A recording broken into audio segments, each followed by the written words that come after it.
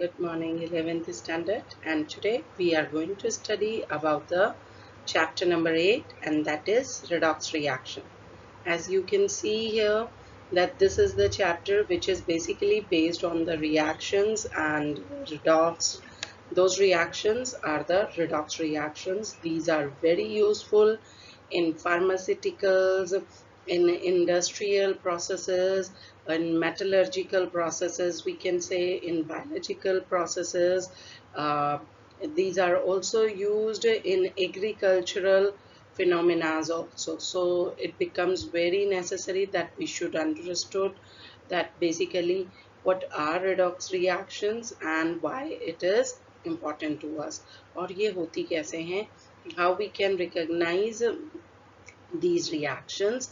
As you have also studied it in your 10th standard, that the reactions in which oxidation and reduction take place simultaneously, those are known as the redox reactions. ठीक है बच्चे, तो इन reactions में अगर हम बात करते हैं तो ये जो होती हैं, जैसा मैंने बताया मेटलर्जिकल प्रोसेस में रिफाइनिंग के लिए, हाईली रिएक्टिव मेटल्स की रिफाइनिंग के लिए, या हम बात कर रहे हैं इंडस्ट्रियल प्रोसेसेस की, तो आपके रिडक्शन जब होता था आपका रिफाइन मेटलर्जी के अंदर, उस केस के अंदर वहाँ पर यूज़ होती हैं, फर्टिलाइजर्स बनाने में इनका यूज़ होता है, आपकी रेस्पिरेशन है, फोटोसिंथेसिस है, उनमें कहीं ना कहीं ये रिएक्शंस यूज़ होती हैं.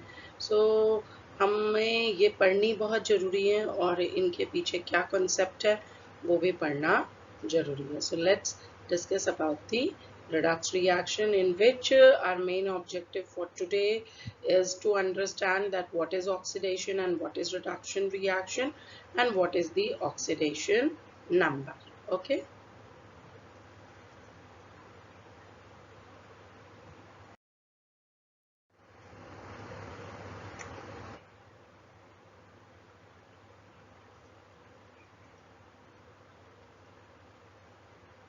Okay, beta.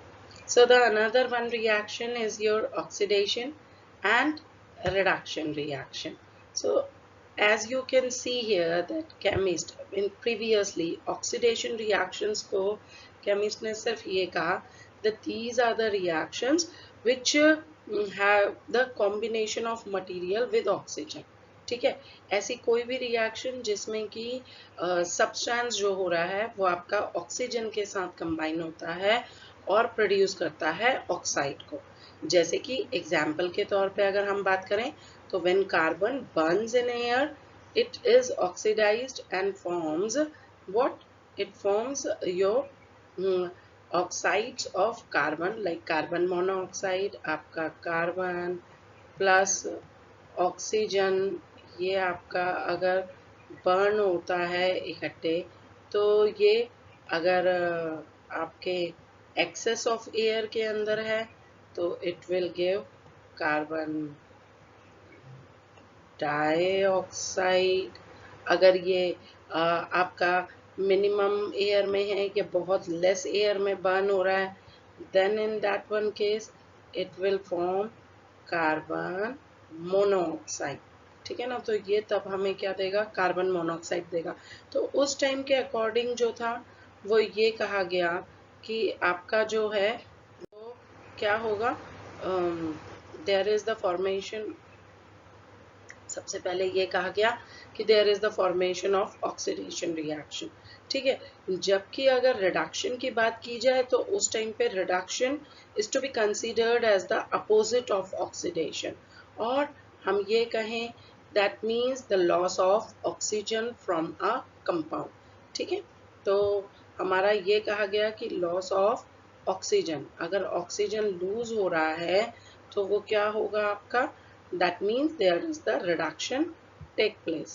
ठीक है, whereas oxidation and reduction जो होता है they always occur simultaneously, और इसलिए reduc red आ गया आपका reduction के लिए और ox आ गया आपका oxidation के लिए. तो उन्होंने ये कहा कि reduction और oxidation हमेशा क्या होंगे? साथ साथ अगर होंगे, और इनिशियल यही था कि अगर लॉस ऑफ ऑक्सीजन हो रहा है तो that means that is the reduction, and whereas combination of oxygen हो रहा है, तो that means that is the what, that is your oxidation. So substance जो कि ऑक्सीजन गेन करता है, जो क्या करता है, ऑक्सीजन को गेन करता है, वो ऑक्सीडाइज्ड होता है बेटा.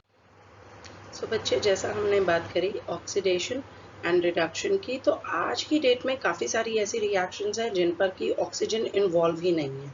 ठीक है.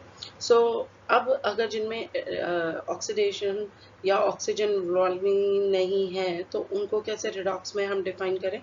तो इसलिए आज ये कहा गया कि हम रिडॉक्स उन रिएक्शंस को कह सकते हैं जिनमें कि इलेक्ट्रॉन्स ट्रांसफर हो रहा है इन बिटवीन द रिएक्टेंट्स. ठीक है. तो रिएक्टेंट के बीच में अगर इलेक्ट्रॉन ट्रांसफर टेक प्लेस कर रहा है तो उसे भी हम क्या कहेंगे, रिडॉक्स कहेंगे. एंड आपका फॉर एग्जांपल अगर हम ले लेते हैं magnesium plus sulphur gives Mg2 positive plus sulphide S2 negative, जैसे कि बेटा आप इस तरीके से डिपिक्ट भी करते हो MgS मैग्नीशियम सल्फाइड की फॉर्म में. तो इस केस में बच्चे देखो क्या हो रहा है बेसिकली. ठीक है. यहाँ पर मैग्नीशियम पर जो चार्ज है वो कितना है, वो 0 है. क्यों है, क्योंकि मैग्नीशियम एलिमेंटल स्टेट में, सल्फर पर भी क्या है, यहाँ 0 चार्ज है. लेकिन अगर आप यहाँ देखो तो प्रोडक्ट में मैग्नीशियम पर जो चार्ज आया वो 2 पॉजिटिव और सल्फर पर जो आया 2 नेगेटिव का आ गया है ना. तो इसका मतलब मैग्नीशियम पे जो चार्ज आया वो 0 से और कितना हो गया, 2 पॉजिटिव, माने उसका चार्ज बढ़ गया और उसने 2 इलेक्ट्रॉन यहाँ लूज किए. जबकि अगर मैं बात करूं सल्फर पे, तो सल्फर ने यहाँ पर सल्फर पे चार्ज कम हो गया, नेगेटिव में चला गया चार्ज, तो सल्फर पे चार्ज कम हो गया. अगर चार्ज कम होगा बेटा, लेस चार्ज होंगे, तो इसका मतलब इलेक्ट्रॉन्स क्या हो रहे हैं, ऐड हो रहे हैं. तो यहाँ पर 2 इलेक्ट्रॉन्स ऐड हो गए, नेगेटिव चार्ज आ गया ना. तो नेगेटिव चार्ज आने का मतलब कि उसने क्या किए हैं, एडिशन ऑफ इलेक्ट्रॉन्स लिए हैं. जब चार्ज कम होगा, याद रखिए, जब चार्जेस कम होंगे तो इलेक्ट्रॉन्स ऐड होंगे, जब चार्जेस बढ़ेंगे, इंक्रीज होंगे, तो इलेक्ट्रॉन्स क्या हो जाएंगे, लूज हो जाएंगे, इलेक्ट्रॉन्स कम हो जाएंगे. वाइस वर्सा है, चार्ज बढ़ना, इलेक्ट्रॉन लूज होना, चार्ज कम होना माने कि इलेक्ट्रॉन्स ऐड होना. ठीक है. So it is there, it means magnesium atom जो कि 0 चार्ज पे था, वो मैग्नीशियम 2 इलेक्ट्रॉन लूज करके Mg2 पॉजिटिव बना. और इसका मतलब हम कहेंगे कि मैग्नीशियम यहाँ पे ऑक्सीडाइज्ड हुआ, किस पे, Mg2 पॉजिटिव में ऑक्सीडाइज्ड हुआ. ठीक है. जबकि सल्फर एटम जिस पर कि कोई चार्ज नहीं था, वो चेंज हो गया सल्फाइड में, माने कि उसने 2 इलेक्ट्रॉन गेन किए हैं, एक्सेप्ट किए हैं, और इसलिए क्योंकि उसने एक्सेप्ट किए हैं इलेक्ट्रॉन, वो रिड्यूस्ड हो गया किसमें, सल्फाइड में. ठीक है.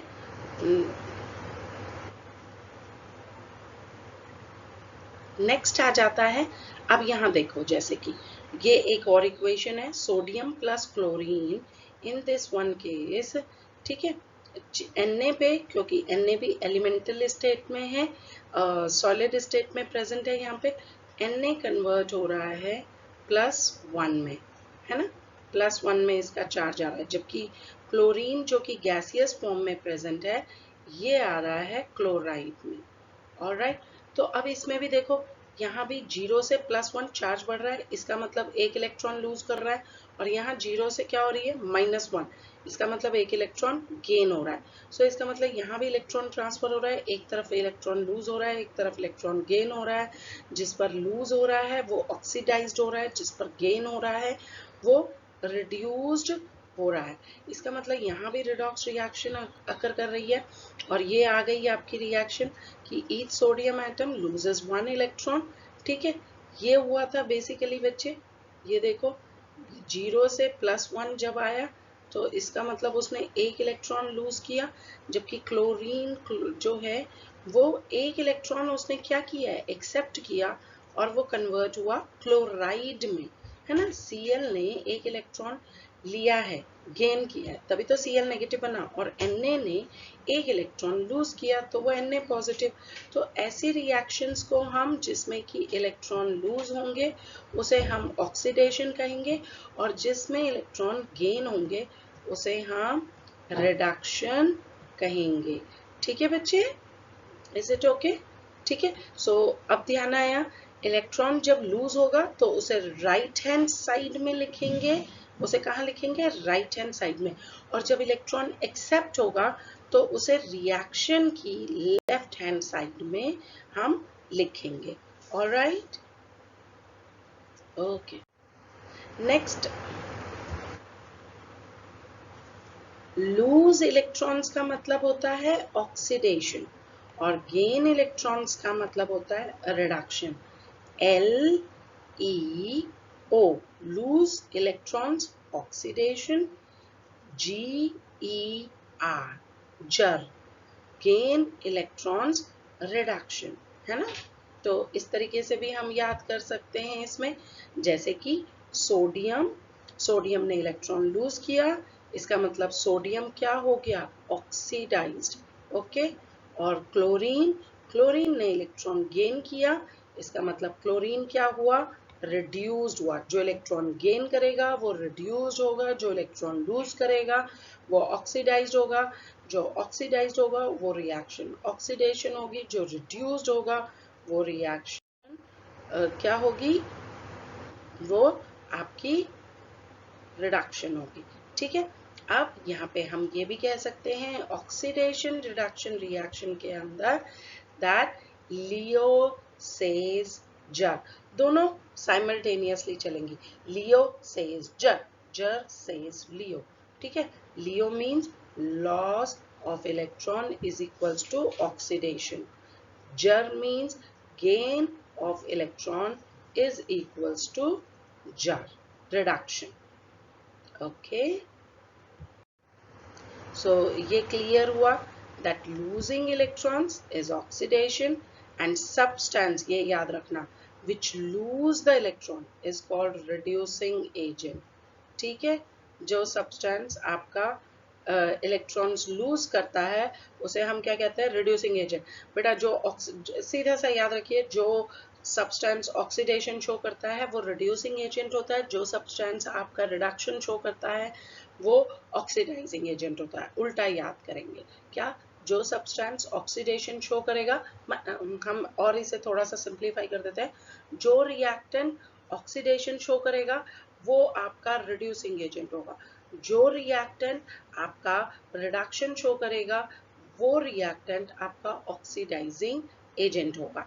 ठीक है, सो यहाँ हम कह सकते हैं गेनिंग इलेक्ट्रॉन्स इज रिडक्शन और the substance which gains the electron is called oxidising agent. ठीक है, for example magnesium plus sulphur MgS, तो इसमें आपका जल्दी बताइए, Mg कन्वर्ट हो रहा है MgS के अंदर, तो इसके अंदर Mg क्या है आपका? रिड्यूसिंग एजेंट और ऑक्सीडाइजिंग एजेंट?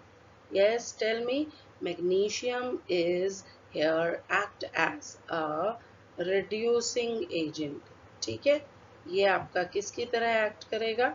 ये आपका रिड्यूसिंग एजेंट की तरह काम करेगा। क्यों? क्योंकि ये ऑक्सीडेशन शो कर रहा है और सल्फर आपका ऑक्सीडाइजिंग एजेंट की तरह काम करेगा क्योंकि ये रिडक्शन शो कर रहा है। ठीक है बच्चा, क्लियर? कोई प्रॉब्लम तो नहीं है? So magnesium is oxidised, loses electron, becomes a magnesium ion, and also magnesium is act as a reducing agent. ठीक है, ये दे दिया reducing agent। जबकि sulfur is reduced, gain electron, becomes S2 negative ion, and that's why sulfur is the oxidizing agent. Hopefully यहाँ पर तक आपको clear हो गया होगा। ठीक है बेटा, now we move on further. आज हम एक और बहुत इम्पोर्टेंट बात करेंगे, that is of oxidation number. ठीक है, तो ऑक्सीडेशन नंबर कोई भी पॉजिटिव या नेगेटिव नंबर हो सकता है जो कि एक एटम को असाइन किया जाता है डिपेंडिंग ऑन, या जो इंडिकेट करता है उसकी डिग्री ऑफ ऑक्सीडेशन या रिडक्शन। ठीक है, तो जनरली हम ये कह सकते हैं कि कोई भी बॉन्डेड एटम का ऑक्सीडेशन नंबर उसका वो चार्ज होता है जितना कि वो बॉन्ड में इलेक्ट्रॉन्स जो हैं, उस एटम के इलेक्ट्रॉन्स जो हैं वो उनको मोस्ट इलेक्ट्रोनेगेटिव एटम एलिमेंट के साथ इलेक्ट्रॉन्स की बॉन्डिंग बना रहा है। ठीक है, तो पर्टिकुलरली माने कंबाइंड चार्ज होता है जो कि किसी कंपाउंड के अंदर उस एलिमेंट के एटम का प्रेजेंट होता है, उसे हम उसका क्या कहते हैं, ऑक्सीडेशन नंबर कहते हैं। वैलेंसी और ऑक्सीडेशन नंबर कई केसेस में इक्विवेलेंट भी होते हैं और कई केसेस में डिफरेंट भी होते हैं, क्योंकि valency can not be negative but oxidation number can be negative, positive or zero. Second one very important thing, valency is fixed for an element, whereas oxidation number depends on the bonding of element atom in its compound. ठीक है बच्चे? सो अगर हम बात करते हैं rules, तो IUPAC ने, international union pure applied chemistry ने कुछ रूल्स दिए ऑक्सीडेशन नंबर्स को असाइन करने के लिए, और उनकी बात अब हम कर रहे हैं। सो द अनकम्बाइंड एलिमेंट मीन्स अगर कोई एलिमेंट अपनी एलिमेंटल स्टेट में, प्योर स्टेट में रिएक्शन में पार्टिसिपेट करता है तो उसका ऑक्सीडेशन नंबर 0 होगा। जैसे कि Cl2 में Cl का 0 था, Na का सॉलिड स्टेट में 0 होगा, हाइड्रोजन गैस H2 में H का 0 होगा। ठीक है, P4 में फॉस्फोरस का सॉलिड स्टेट में है तो 0 होगा। ओके, मरकरी अगर लिक्विड स्टेट में प्रेजेंट है तो Hg का 0 होगा। सो एलिमेंटल स्टेट, प्योर स्टेट में उनके ऑक्सीडेशन नंबर 0 होंगे। Oxidation number of monoatomic ion जो होगा, किसी भी मोनोएटॉमिक का माने सिंगल एटम का, उसके ऊपर जो भी चार्ज होगा वो उसका एटॉमिक वो उसका ऑक्सीडेशन नंबर होगा। जैसे कि Na का +1 है, क्लोरीन का यहाँ पर 0 है। ठीक है, आपका अगर हम बोलते एल्यूमिनियम 3 पॉजिटिव अगर आयोनिक फॉर्म में इक्वेशन कर रही है पार्टिसिपेशन, तो Al के ऊपर चार्ज 3 पॉजिटिव है तो वही उसका ऑक्सीडेशन नंबर होता। Usually oxidation number of oxygen जो होता है वो -2 होता है, याद रखना -2 होता है। लेकिन पर ऑक्साइड्स में, जैसे कि हाइड्रोजन पर ऑक्साइड H2O2, ठीक है बेटा, तो इनके अंदर आपका पर ऑक्साइड्स में इसका जो ऑक्सीजन का ऑक्सीडेशन नंबर होता है वो कितना होता है, -1 होता है। ठीक है, कितना होता है, -1 होता है। ऑक्सीडेशन नंबर ऑफ हाइड्रोजन जो है एल्कली मेटल्स में, एल्कली मेटल याद है, सोडियम हाइड्राइड, लिथियम हाइड्राइड, ठीक है, लिथियम, सोडियम, पोटाशियम, ये रुबिडियम, सीजियम, ये सारे क्या हैं, ये आपके एल्कली मेटल्स है। तो जब भी हाइड्रोजन इनके साथ हाइड्राइड्स बनाएगा, lithium hydride, sodium hydride, potassium hydride, rubidium hydride, so its oxidation number is always 1 +1। लेकिन मेटल हाइड्राइड्स में जैसे कि हमने बता दिया, लेकिन कुछ केसेस में ये -1 भी होता है, जैसे कि 15th ग्रुप के एलिमेंट्स के साथ अमोनिया, ठीक है, NH3, फॉस्फीन PH3, तो वहां पर इसका ऑक्सीडेशन नंबर -1 में चला जाएगा। ठीक, नाइट्रोजन, फॉस्फोरस, आर्सेनिक, एंटीमनी, इन केसेस में। ठीक है बच्चे, सो इट डिपेंड्स अपॉन कि वो किसके साथ आपका कंबाइन कर रहा है। जैसे मैंने पहले कहा था, मेटल का ऑक्सीडेशन नंबर या एलिमेंट के एटम का ऑक्सीडेशन नंबर उसकी बॉन्डिंग पर डिपेंड करता है।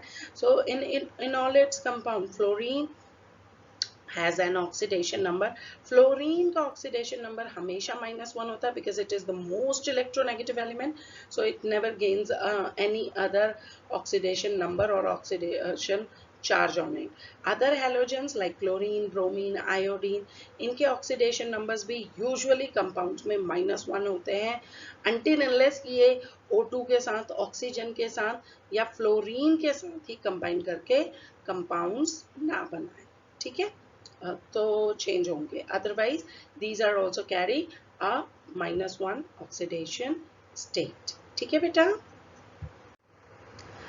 नेक्स्ट आ जाता है हमारा सम ऑफ, ये बहुत इंपॉर्टेंट पॉइंट है, कंपाउंड के अंदर जितने भी एलिमेंट्स होते हैं उन सब का ऑक्सीडेशन नंबर का सम जो होगा that should be equals to 0, because you should know किसी भी कंपाउंड पे न्यूट्रल चार्ज होता है कंपाउंड के अंदर या मॉलिक्यूल में जो होता है।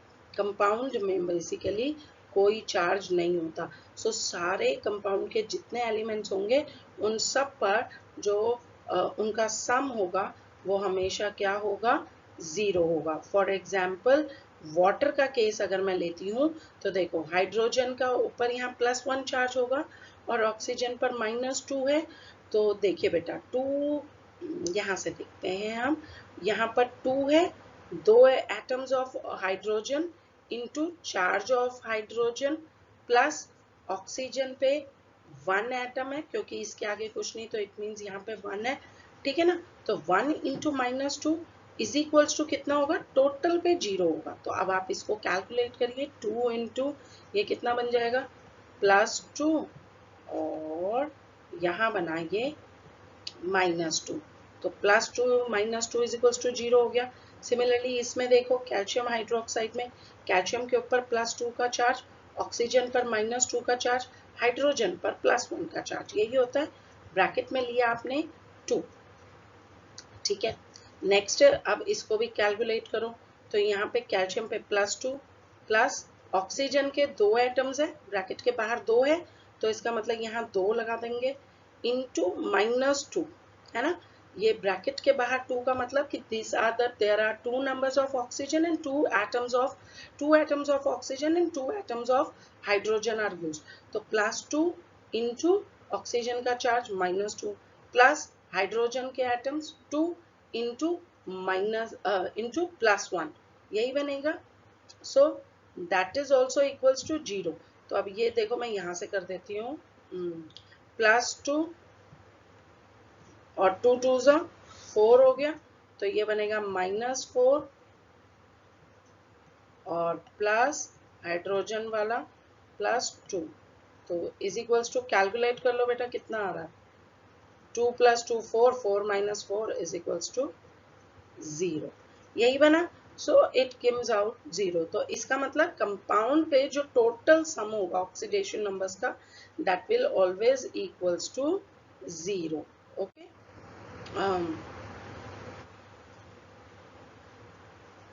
सम of the oxidation numbers of the formula of polyatomic ion, जैसा मैंने बोला अगर कंपाउंड है तो उस पर टोटल चार्ज 0 होगा, लेकिन अगर कोई पॉलीएटॉमिक आयन है तो जितना टोटल पॉलीएटॉमिक आयन पे, जैसे कि अगर मैं बात कर रही हूँ कार्बोनेट आयंस, मैं बात कर रही हूँ सल्फेट आयंस, मैं बात करती हूँ एसीटेट आयंस, तो कार्बोनेट आयंस का फॉर्मूला होता है CO3 2 नेगेटिव, है ना, या ये नाइट्रेट आयन तो NO3 2 नेगेटिव, है ना, NO3 2 नेगेटिव, ये हो गया आपका। तो इस पर अब कैसे चार्ज होगा, तो देखो N पे चार्ज ढूंढने के लिए क्या करेंगे, इस पे आपका नाइट्रोजन पे NO3 माइनस, नाइट्रेट आयन क्या होते हैं NO3 माइनस होता है, तो N पे अगर सपोज मैंने X चार्ज लिया, मेरे को इसी तरीके से फाइंड करना होगा, मुझे नाइट्रोजन का NO3 माइनस में चार्ज नहीं पता, तो N पे मैंने क्या किया X, जिसे मुझे कैलकुलेट करना है, प्लस 3 एटम्स ऑफ ऑक्सीजन, ठीक है, इंटू -2 इज इक्वल्स टू, अब देखो टोटल जो पॉली एटॉमिक आयन पे है वो कितने के बराबर है बेटा, -1 चार्ज के इक्विवेलेंट है। तो n + 3 into -2 is equals to -1, तो यहाँ से इसे कैलकुलेट कीजिए, तो इसका मतलब x इज इक्वल्स टू 3 2 6 हो गए, -6 इज इक्वल्स टू -1, इसका मतलब that becomes x is equals to +5, है ना, यही हुआ। सिमिलरली अगर सल्फेट है तो सल्फेट पे टोटल पे चार्ज -2 है, तो इज इक्वल्स टू के उधर कितना जाएगा -2, ये वाला। बच्चे जो इस पर यहाँ चार्ज होता है वो पूरे पॉली एटॉमिक आयन पे चार्ज है। तो अब सल्फर को सपोज मुझे सॉल्व करना है, तो अब देखिए यहाँ पे x + 4 ऑक्सीजन 4 थे इंटू -2 इज इक्वल्स टू -2 हो गया, ठीक है। तो कैलकुलेट करो, 4 2 8 -8 इज इक्वल्स टू -2, इसका मतलब x इज इक्वल्स टू कितना हो गया, +6 हो गया। So these are the calculations So these are the calculations which we have learnt about how to calculate the oxidation number of a particular element in a polyatomic ion or in a compound also we can calculate by equating it equals to 0. ठीक है, तो अगर हम कह रहे हैं अब हम रिड्यूसिंग एजेंट्स और ऑक्सीडाइजिंग एजेंट जो भी आज हमने पढ़ा उसे समराइज कर लेते हैं पहले फटाफट. Oxidation, loss of electron, reduction, your gain of electron, ठीक है, और reduction is your gain of, yes, gain of electron. Then after that we come up to the आपका reducing agent, oxidizing agent, substance which undergoes oxidation that is known as reducing agent, the substance which undergoes reduction that is known as a oxidizing agent, the substance which shows the substance which gets oxidized that is of the reducing agent. ये हम सारा कर चुके हैं. अब इसके बाद हम कह रहे हैं that increase in oxidation number that shows oxidation, decrease in oxidation number, reduction, ठीक है.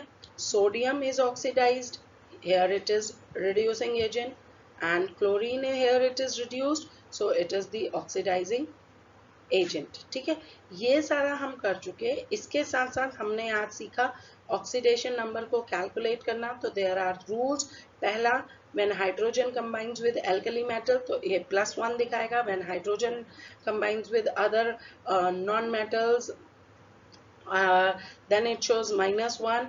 सेकेंड हमने करा कि अगर आपका कोई भी एलिमेंट का एटम जो है अपनी प्योर स्टेट में है तो उसका ऑक्सीडेशन नंबर 0 होगा. ठीक है. थर्ड वन, अगर कोई एलिमेंट अपनी आयनिक फॉर्म में प्रेजेंट है तो जो भी मेटल के ऊपर उस पर चार्ज है वो उसका, जैसे कि क्लोराइड अगर नेगेटिव, Cl नेगेटिव अगर पार्टिसिपेट कर रहा है रिएक्शन में तो उस पर उसका ऑक्सीडेशन नंबर -1 होगा. और अगर Na पॉजिटिव पार्टिसिपेट कर रहा है रिएक्शन में तो +1 उस पर ऑक्सीडेशन नंबर होगा. ठीक है. नेक्स्ट हमने करा किसी कंपाउंड का टोटल जो चार्ज होता है वो 0 होता है और पॉलीएटॉमिक आयन के ऊपर जो चार्ज होता है वो उसका टोटल पॉलीएटॉमिक आयन का टोटल चार्ज होता है इक्विवेलेंट. ऑक्सीजन का चार्ज यूजुअली -2 होता है लेकिन पर ऑक्साइड्स के लिए ये कितना होता है, -2 होता है. ठीक है बेटा. So this is all about the summary and we have done to find out learn today to find out about the oxidation number also. So thank you. Just revise the topic from your NCERT book. Thank you.